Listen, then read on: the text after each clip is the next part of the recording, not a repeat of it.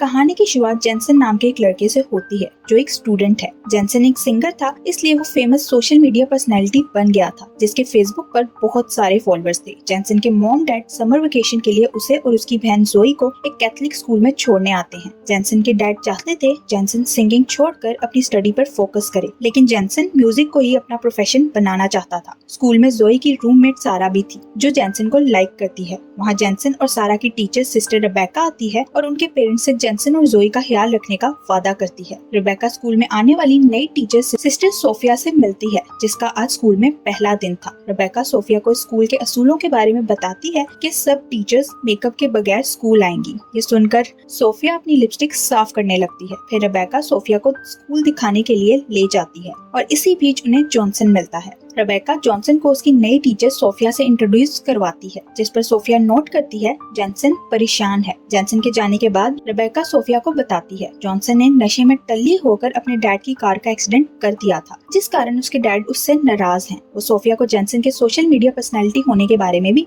बताती है। सोफिया अपने रूम में आकर लैपटॉप पर जॉनसन के देखने लगती है। उसे जॉनसन अच्छा लगने लगा था, इसलिए वो लैपटॉप पर ही जॉनसन को देखकर उसे किस करती है और यही हमें पता चलता है सोफिया पहले से ही जॉनसन को जानती थी। अगले दिन सोफिया अपनी पहली क्लास लेने जॉनसन की क्लास में जाती है और सब स्टूडेंट से अपना इंट्रोडक्शन करवाती है। उसी वक्त सोफिया की नजर जॉनसन और सारा पर पड़ती है, जो आपस में कोई बात कर रहे थे। ये देखकर सोफिया सारा को जॉनसन के पास से उठकर अगले बेंच पर बिठा देती है, जिस पर सारा को बहुत गुस्सा आता है। जोई को सोफिया का ऐसा करना अच्छा नहीं लगता, क्योंकि स्कूल में उसने कभी किसी टीचर का ऐसा बिहेवियर नहीं देखा था। फिर सोफिया पढ़ने के लिए बुक खोलती है, लेकिन जोई उसे बताती है क्लास शुरू करने से पहले सब प्रेयर करते हैं। ये सुनकर सोफिया खुद प्रेयर करने के बजाय जोई से ही प्रेयर करने का कहती है। जोई प्रेयर शुरू करती है तो बाकी स्टूडेंट्स भी उसके साथ प्रेयर करने लगते हैं, लेकिन जोई देखती है सोफिया प्रेयर नहीं कर रही। स्कूल के बाद सोफिया जॉनसन से मिलती है और उससे पूछती है क्या सारा तुम्हारी गर्लफ्रेंड है? तो जॉनसन कहता है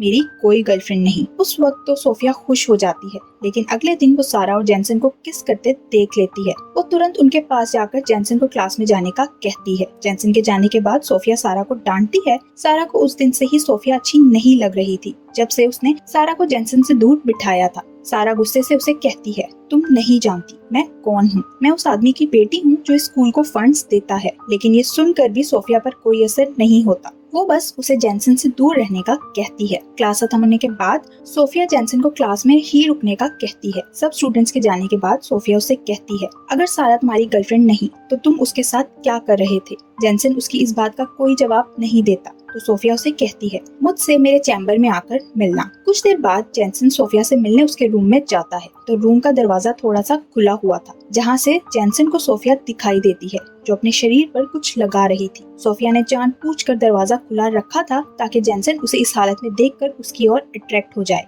अगली सुबह सोफिया जॉनसन से पूछती है तुम मुझसे मिलने क्यों नहीं आए? तो जॉनसन झूठ बोलते हुए कहता है मैं भूल गया था। जॉनसन नहीं चाहता था सोफिया को पता चले कि उसने सोफिया को ऐसी हालत में देखा है। आज वीकेंड था, इसलिए जॉनसन और जोई के पेरेंट्स उन्हें लेने के लिए आते हैं। उनके जाने के बाद सोफिया का जॉनसन के बगैर मन नहीं लगता, तो वो रेबेका से अपनी आंटी के बीमार होने का बहाना करके स्कूल से चली जाती है। दूसरी तरफ घर आकर जॉनसन अपने डैड से कहता है मैं चाहता हूँ स्कूल से 1 साल की छुट्टी लेकर सिंगिंग पर फोकस करूँ, लेकिन उसके डैड ऐसा नहीं चाहते थे। उन दोनों के बीच बहस होने लगती है, तो जॉनसन गुस्से में अपना गिटार उठाता है और बाहर जाकर सिंगिंग करने लगता है। उसी वक्त सोफिया अपनी कार में जॉनसन के घर के बाहर आती है और छुप कर जॉनसन की सिंगिंग एंजॉय करने लगती है। इसी बीच जॉनसन को सारा की कॉल आ जाती है, तो सोफिया उससे जेलस हो जाती है। अचानक सोफिया के पाँव की किसी चीज से लगता है, तो उसके शोर की आवाज सुनकर जॉनसन चौंक जाता है। लेकिन उसी वक्त जॉनसन को जोई का मैसेज आता है, तो वो अंदर चला जाता है और सोफिया बच जाती है। सोफिया सारा को जॉनसन से दूर करने के लिए रात को उसके रूम में जाती है और उसकी बुक में ड्रग्स रख देती है। जब सोफिया रूम से बाहर निकलती है तो उसे वहाँ रेबेका नजर आती है। सोफिया रेबेका को बताती है मुझे किसी की आवाज सुनाई दी थी, इसलिए मैं देखने के लिए आई थी कि कोई प्रॉब्लम तो नहीं। इसी बीच जोई की आंख खुल जाती है, जो सारा के साथ एक ही रूम में थी। वो दरवाजे के साथ कान लगाकर सोफिया और रेबेका की बातें सुनती है, तो उसे सोफिया पर शक होने लगता है। अगले दिन क्लास में सोफिया सब स्टूडेंट्स को बुक का वही पेज खोलने का कहती है जिस पेज में उसने जोई की बुक में ड्रग्स रखे थे। जैसे ही सारा वो पेज खोलती है तो सोफिया उसे पकड़ लेती है और कहती है तुम्हें इसकी बहुत बड़ी सजा मिलेगी। ये बात सारे स्कूल में फैल जाती है, जिस कारण सारा को स्कूल से निकाल दिया जाता है। सोफिया अपनी पहली चाल कामयाब होती देखकर दूसरा वार करती है और रेबेका से कहती है अगर आप स्कूल की रेपुटेशन बचाना चाहती हैं तो आपको स्कूल के लड़कों के रूम भी चेक करने चाहिए। रेबेका उसकी बात मानकर जेनसन और उसके दोस्त के रूम्स की तलाशी लेती है और उसे रूम के बेड से शराब की बोतल मिलती है जो जेनसन ने नहीं बल्कि सोफिया ने रखी थी। जेनसन टीचर से कहता है मैं नहीं जानता ये बोतल किसने रखी, अगर मुझे स्कूल से निकाला गया तो मेरी लाइफ बर्बाद हो जाएगी। वो कहता है अगर मेरे डैड को इस बारे में पता चला तो मेरी जान ले लेंगे। जेनसन की बात सुनकर सोफिया टीचर्स को एक सलाह देती है और कहती है जेनसन को स्कूल से निकालने की बजाय सजा दे दे और उसे एक हफ्ते के लिए वो सब काम करने को कहें जो यहाँ की सिस्टर्स करती हैं। ये सुनकर जेनसन मान जाता है। कहानी पास्ट में जाती है जब सोफिया जेनसन की सोशल मीडिया पर उसकी आवाज सुनकर उस पर फिदा हो गई थी। वो जेनसन से मिलने के लिए सोफिया नाम की एक सिस्टर से मिलती है जिसका स्कूल में ट्रांसफर होने वाला था। वो सिस्टर को मार देती है ताकि उसकी जगह स्कूल में आकर जेनसन के करीब रह सके। फिर उसके डॉक्यूमेंट्स के साथ अपने डॉक्यूमेंट्स चेंज करके सोफिया बनके स्कूल में आ जाती है। प्रेजेंट में जेनसन सिस्टर्स की तरह स्कूल के काम करने लगता है। जेनसन पौधे लगा रहा था जब सोफिया उसके करीब आकर उसकी मदद करने के बहाने उसके साथ फ्लर्ट करने लगती है। दूर से जोई ये सब देख रही थी। रात को सोफिया अपनी हदें पार करते हुए जेनसन के रूम में पहुंच जाती है जो सो रहा था। सोफिया वहां आते ही अपने मोबाइल पर रिकॉर्डिंग ऑन करके रख देती है और फिर अपने गले में से नेकलेस उतारने लगती है। तभी जेनसन की आंख खुल जाती है और सोफिया को अपने रूम में देखकर वो हैरान हो जाता है। सोफिया उसके क्लोज आकर उसे किस करने लगती है लेकिन जेनसन ऐसा नहीं करना चाहता था क्योंकि वो जानता था ये पाप है। सोफिया उसे अपने अदाओं में फंसाकर अपनी तरफ अट्रैक्ट कर लेती है और वो दोनों एक साथ नाइट स्पेंड करते हैं। अगले दिन जेनसन को इस बात पर पछतावा होता है तो वो एक चर्च में जाता है ताकि फादर के सामने अपने पाप को कन्फेस करके माफी मांग सके। जेनसन फादर से माफी मांगने लगता है लेकिन उसे फादर की जगह सोफिया नजर आती है। सोफिया जेनसन के क्लोज आकर फिर से उसे किस करने लगती है और जेनसन एक बार फिर से वही पाप करता है। इस वाकये के एक हफ्ते बाद जेनसन अपने घर जाता है तो उसे सारा का मैसेज आता है जो उसे रात पार्टी में आने का कहती है। उधर सोफिया स्कूल से निकलने लगती है तो उसे रेबेका नजर आती है जो किसी और स्कूल के फादर के साथ असली सोफिया के बारे में बातें कर रही थी। सोफिया को उनकी बातों से पता चलता है वो फादर असली सोफिया को बहुत अच्छे से जानते हैं। उसकी बातें सुनकर सोफिया घबरा कर कार की तरफ जाती है लेकिन तब ये रेबेका उसे देख लेती है। वो सोफिया से पूछती है तुम कहाँ जा रही हो, तो सोफिया एक बार फिर से अपनी आंटी की बीमारी का बहाना करके वहाँ से निकल जाती है। जेनसन रात अपने डैड को बताता है मैं सारा के घर पार्टी में जाना चाहता हूँ लेकिन उसके डैड मना कर देते हैं जिस पर उनकी बहस होने लगती है। जेनसन अपने डैड को बताए बगैर सारा के घर चला जाता है और सोफिया उसके घर से निकलते ही उसका पीछा करने लगती है। सारा के घर जाकर जेनसन बहुत ज्यादा ड्रिंक कर लेता है। सारा उसे नशे में देखकर एक रूम में ले जाती है और दोनों किस करने लगते हैं लेकिन तभी जेनसन को सोफिया के साथ बिताया समय याद आने लगता है। ये सब याद आते ही जेनसन सारा को छोड़कर एक बियर की बोतल उठाकर वहाँ से चला जाता है लेकिन पुलिस उसे खुलेआम बियर की बोतल पकड़े देखकर अरेस्ट कर लेती है। उसी वक्त सोफिया वहाँ पहुँच जाती है और पुलिस को बताती है जेनसन मेंटली डिस्टर्ब है इसलिए वो जेनसन को जाने दे। पुलिस उसे छोड़ देती है तो जेनसन उसे कहता है मैं नशे की हालत में घर नहीं जा सकता और सोफिया को इस वक्त कुछ ऐसा ही सुनना था ताकि वो जेनसन के साथ वक्त गुजार सके। वो जेनसन को लेकर होटल में चली जाती है। इधर जेनसन की मॉम जेनसन के डैड से कहती हैं जेनसन को अपना पैशन फॉलो करने देना चाहिए जिस पर जेनसन के डैड मान जाते हैं और जेनसन को घर लाने के लिए उसके पीछे जाते हैं। दूसरी तरफ सोफिया जेनसन को रूम में ले जाने के बाद उसके क्लोज आकर एक बार उसके साथ वही सब करने की कोशिश करती है। इस बार जेनसन को शक हो जाता है कि सोफिया हर जगह उसका पीछा करती है। वो सोफिया से कहता है हमने अब तक जो कुछ किया वो बहुत बड़ा पाप है और मुझे इस सब का बहुत पछतावा है। सोफिया उसे एक बार फिर जाल में फंसाने की कोशिश करती है और कहती है हम दोनों में बहुत सारी चीजें एक जैसी हैं। हम दोनों के डैड हमारी बात नहीं समझते इसलिए हम एक दूसरे को मिले ताकि इकट्ठे रह सके। जेनसन इस बार उसकी बातों में नहीं आता और वहाँ से चला जाता है। बाहर जाते ही उसे अपने डैड नजर आते हैं जो उसी को ढूंढ रहे थे। वो जेनसन से कहते हैं मुझे अफसोस है कि तुम सिंगिंग करना चाहते हो लेकिन मैं तुम्हें स्टडी के लिए फोर्स कर रहा हूँ। वो उसे सॉरी करते हुए कहते हैं मैं तुम्हें एक मौका देना चाहता हूँ। अगले दिन जैसे ही जेनसन और जोई स्कूल के लिए निकलते हैं तो सोफिया उनकी कार का पीछा करने लगती है जिस जिस पर जोई उसकी कार को देख लेती है। जोई ने पहले भी इस कार को देखा था, इसलिए वो इस कार का नंबर नोट करती है और इंटरनेट पर सर्च करने पर उसे पता चलता है कि सोफिया की कार है। वो समझ जाती है उनके घर के बाहर भी सोफिया ही रुकती थी। जैनसन अपने रूम में जाता है तो उसे वहाँ सोफिया बेहोश पड़ी नजर आती है। जैनसन उसे होश में लाने की कोशिश करता है लेकिन कामयाब नहीं होता, इसलिए जैनसन उसे माउथ टू माउथ ऑक्सीजन देने की कोशिश करता है तो सोफिया उसे किस कर लेती है। वो समझ जाता है सोफिया नाटक कर रही थी। जैनसन को गुस्सा आता है और वो उसे धमकाते हुए कहता है, अगर तुमने दोबारा ऐसा कुछ करने की कोशिश की तो मैं फादर को बता दूंगा। सोफिया उसकी धमकी में आने की बजाय उससे धमकाने लगती है, अगर तुमने फादर को बताया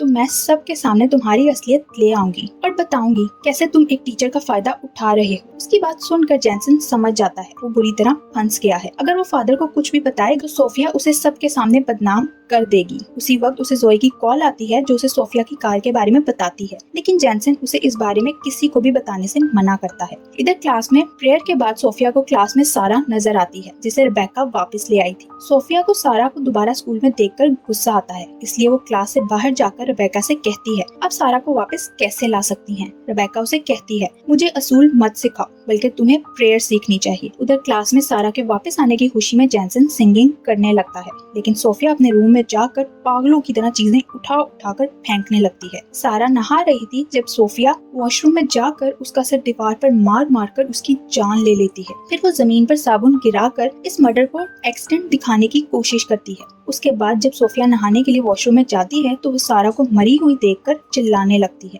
सारा के शरीर को पोस्टमार्टम के लिए ले जाया जाता है तो जोई ये सब देखते हुए कहती है इतने सालों में नहाते हुए सारा के साथ कभी ऐसा नहीं हुआ। वो कहती है यहाँ जरूर कुछ गलत हुआ है जिसके बारे में मुझे पता करना होगा। अगले दिन चर्च में प्रेयर करने के बाद सोफिया बाहर आती है तो उसे जैनसन मिलता है जो उससे कहता है तुमने सारा के साथ जरूर कुछ किया होगा। उसकी बात सुनकर सोफिया कहती है पुलिस ने इसे एक्सीडेंट डिक्लेयर कर दिया है, गुनाहगार मैं नहीं बल्कि तुम हो जिसने एक नन के साथ गलत काम किया है। फिर सोफिया जैनसन को अपने मोबाइल में वो वीडियो दिखाती है जो उसने उसके साथ इंटीमेट होने के दौरान रिकॉर्ड की थी। वो जैनसन को धमकाते हुए कहती है अगर तुमने सारा के बारे में किसी को कुछ कहा तो मैं ये वीडियो सोशल मीडिया पर वायरल कर दूंगी। अगले दिन सोफिया जैनसन और जोई को घर जाते देखती है तो रेबेका से अपनी आंटी की मौत का बहाना करके उसके पीछे जाती है। रात को जैनसन अपनी फैमिली के साथ एक रेस्टोरेंट में जाता है जहाँ सोफिया भी उसके पीछे चली जाती है। सोफिया जैनसन के पेरेंट्स से अपना इंट्रोडक्शन करवाती है तो उसके डैड उसे अपनी टेबल पर बैठने का कहते हैं। सोफिया वहीं उनके साथ ही बैठ जाती है तो जैनसन अनकंफर्टेबल होने लगता है और जोई इस बात को नोट कर लेती है। उधर रेबेका सोफिया की आंटी की मौत पर फूल बेचने के लिए जगह का पता लगाने की कोशिश करती है तो उसे पता चलता है वहाँ ना तो किसी की मौत हुई है और ना ही वो सोफिया का एड्रेस था।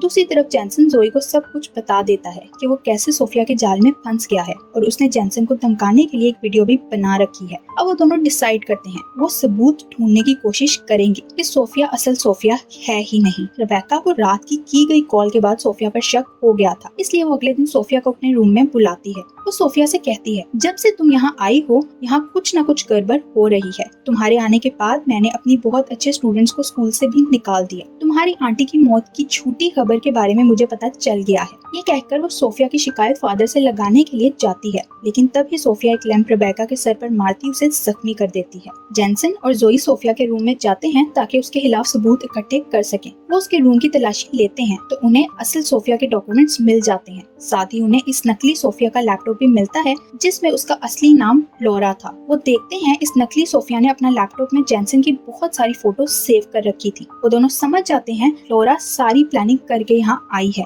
ये बात रेबेका को बताने के लिए वो दोनों उसके रूम में जाते हैं, लेकिन रास्ते में उनके सामने सोफिया आ जाती है। सोफिया जैनसन के हाथ में अपना लैपटॉप देखकर समझ जाती है कि वो दोनों उसकी असलियत जान चुके हैं। वो जैनसन के सामने ड्रामा करते हुए कहती है मैं जानती हूँ तुमने आज तक जितने भी गाने गाए हैं वो सारे मेरे लिए हैं। वो दोनों सोफिया की तरफ आते हैं, लेकिन मौका देखकर सोफिया हाथ में पकड़े लैंप से जोई पर हमला करती है जिस कारण वो गिर जाती है। जैनसन ये देखकर गुस्से में आकर सोफिया का गला दबाने लगता है, लेकिन वो उसे भी टांग मारकर नीचे गिरा देती है और जैनसन बेहोश हो जाता है। फिर सोफिया उसी लैंप से जोई की जान लेने लगती है, लेकिन उसी वक्त रेबेका वहाँ आकर उसके हाथ से लैंप छीन लेती है। सोफिया जोई को भूलकर रेबेका पर हमला करने लगती है और तभी जैनसन को होश आ जाता है। जैनसन अपनी जेब से स्क्रू ड्राइवर निकाल कर सोफिया की पेट पर वार करता है जिस कारण उसकी मौत हो जाती है। अगले सीन में स्कूल की ग्रेजुएशन सेरेमनी का दिन दिखाया जाता है जिसमें जैनसन के डैड जोई को उसकी मॉम की कार और जैनसन को एक गिटार गिफ्ट कर देते हैं और यहाँ ये मूवी हैप्पी एंडिंग के साथ खत्म हो जाती है। Thank you for watching.